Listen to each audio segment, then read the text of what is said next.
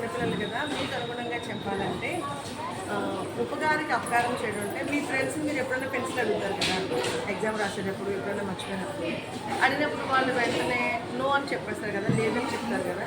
కాకపోతే మీకు తెలుస్తుంది తన దగ్గర వేరే పెన్సిల్ ఉంది, ఎరేజర్ కూడా ఉంది, అయినా మీరు అడిగినా ఇవ్వలేదని మీకు అర్థమవుతుంది. అప్పుడు మీకు బాగా కోపం వస్తుంది కదా.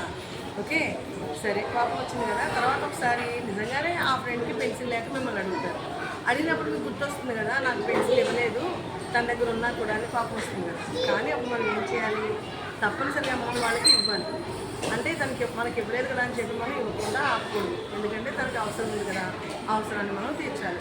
కాకపోతే ఒకటి మాత్రం చెప్పాలి, ఏమని, నువ్వు నాకు ఇంతకుముందు పెన్సిల్ మీ దగ్గర ఉన్నా సరే నాకు అవసరం నేను ఇవ్వలేదు కదా, కానీ నేను నీకు ఇస్తున్నాను, ఎందుకంటే నీ అవసరం నువ్వు నోట్స్ రాసుకోవాలి కదా అని తనకి తెలియచేయాలి. అప్పుడు ఏమవుతుంది, తను షేమ్ ఫీల్ అవుతుంది. అయ్యో నా దగ్గర ఉన్నా కూడా నేను ఇవ్వలేదని తనకు అర్థమైంది కదా. సో అప్పుడు దాన్ని ఖచ్చితంగా సారీ చెప్తుంది. అలాగా అప్పుడు వాళ్ళకి అర్థమవుతుంది అనమాట.